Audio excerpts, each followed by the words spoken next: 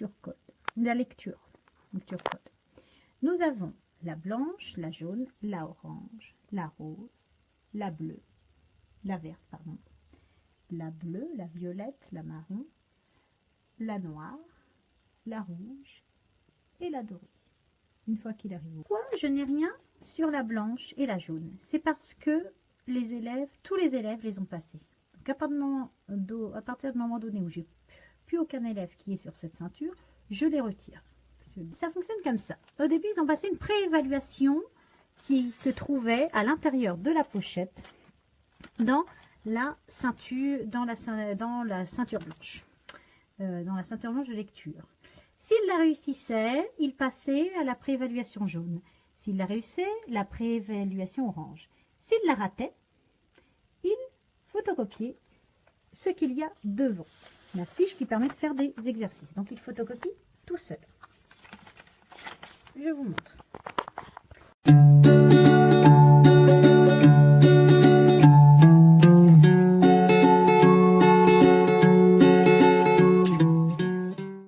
Que je donne aux enfants pour passer leur ceinture. Ils ont tout d'abord tous un portfolio et ensuite pour les CE1 un livret d'évaluation, un cahier d'évaluation positive, voilà, en français et en mathématiques. Et pour les CP, ils ont la même chose, mais en fait ils collent leur exercice au fur et à mesure, alors que sur celui des CE1 j'avais déjà fait à l'avance. C'est parce que je m'étais avancée, j'avais fait un livret d'évaluation positive de CP, CE1, CE2. Et comme mes collègues ne fonctionnent pas forcément comme moi, je ne voyais pas l'utilité de garder ceux des CE1, CE2 si je ne les avais pas l'an prochain au niveau de mes CP.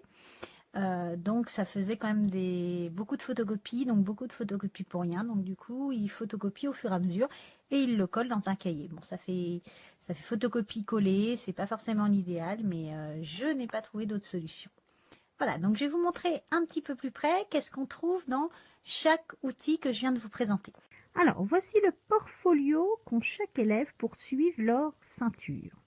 Vous avez tout d'abord un récapitulatif des différentes ceintures qu'ils ont à passer et un petit Playmobil qui leur est associé. Pour chaque ceinture, bon là j'ai mis des couleurs de façon aléatoire, mais chaque partie du corps peut avoir toutes les couleurs. Ils partent bien sûr de la blanche, ensuite il y a la jaune, l'orange, etc., etc. Par exemple, cet élève, si on regarde ici, ça correspond à grammaire, donc il a la ceinture jaune de grammaire.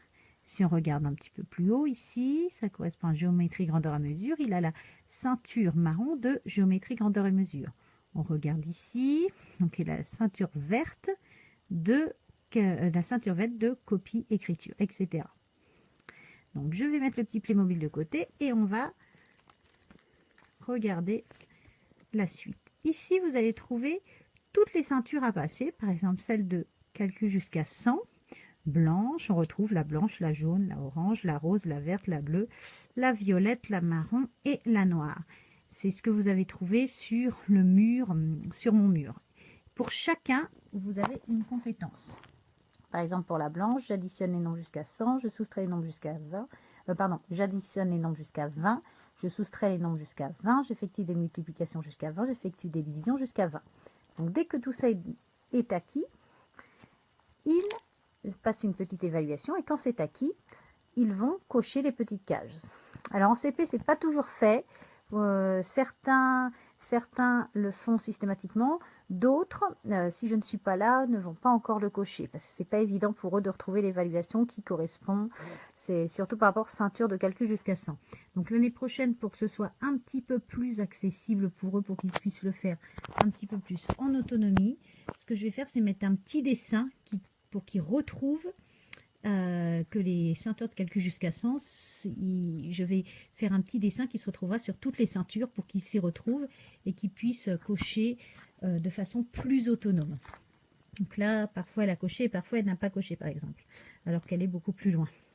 Donc par exemple en numération, ça elle a bien coché, elle a bien compris.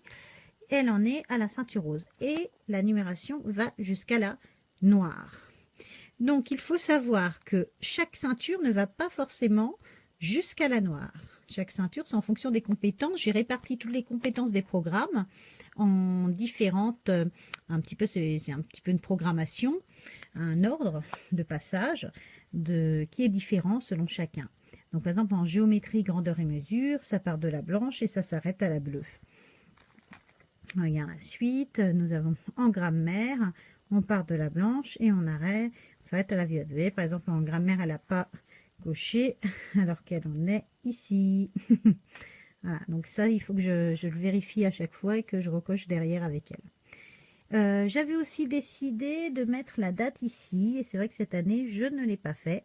Donc je vais leur acheter un petit tampon pour qu'ils puissent mettre la date, pour que ce soit plus facile au niveau, plus facile pour qu'ils puissent le faire eux-mêmes. Parce que c'est vrai que ne pas le faire eux-mêmes, si on le fait que nous, c'est très lourd, et au début, je pensais pouvoir tout faire, et il faut savoir que ce n'est pas possible. Donc il faut qu'ils puissent le faire tout seul pour que ce soit faisable. Donc lecture code, ensuite copie écriture. Vous voyez la lecture code, ça va jusqu'à la ceinture or, copie écriture, on va jusqu'à la violette. Non, pardon, pas la violette, la or aussi. Calcul jusqu'à 10, jusqu'à la noire. Et ceinture calcul mental jusqu'à la bleue. Donc maintenant, on va retrouver donc une ceinture. Donc une ceinture qu'elle avait passée il y a très longtemps. La ceinture blanche de lecture code avec des exercices de manipulation. Les compétences, c'est je connais les alphas et leurs sons, je connais un son. Donc c'est pas forcément les compétences du BO pour la première. C'est des compétences comme j'utilise les alphas associés à la méthode Montessori, associés à Coccinelle. Du coup, j'avais démarré avec les alphas. Donc, je connais le nom des alphas et je connais un son. Parce que c'est la méthode qui veut ça. Et ensuite, nous sommes plus sur des compétences de programme. Donc, je reviens ici. Et donc, vous avez plusieurs petits exercices que je vous montrerai. Je vous montrerai chaque ceinture, qu'est-ce qu'on trouve dans toutes les ceintures. Donc, une petite carte à pince où il faut retrouver le bon son. Un loto des alphas, où on dit le son d'un alpha. Le son, il faut qu'on retrouve le bon alpha. Un double, où il faut qu'il retrouve la même image en disant son son. Une boîte à son, ils doivent entendre des sons. C'est très important au début qu'ils entendent les sons. C'est primordial pour que la lecture fonctionne. Un jeu du tunnel où il faut qu'il fasse passer des alphas qui débutent par le même son, comme souris, salamandre, soupe. Voilà, c'est le serpent qui va démarrer. Et ensuite, le jeu de cartes alpha, où il faut qu'il retrouve les différentes écritures des lettres. Ça aussi, c'est très important. Et ensuite, ils ont des exercices écrits. Donc là, ils devaient dessiner les alphas. Donc à chaque fois qu'elle l'avait fait, elle faisait un petit rond ou une petite croix. Et une fois que c'est terminé, elle passe son évaluation. Donc ils font une croix. Et puis ici, je mets un petit vert.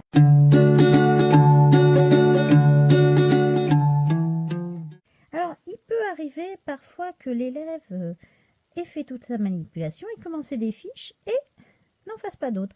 Parce que j'ai estimé qu'elle avait compris la compétence, qu'elle n'avait pas besoin de faire des fiches pour faire des fiches, que c'était acquis. Et donc, dans ce cas-là, je lui ai conseillé de passer son évaluation. Donc, elle a passé son évaluation, qu'elle a réussi. Alors, un autre type encore de plan de travail que vous pouvez trouver, c'est celui-là.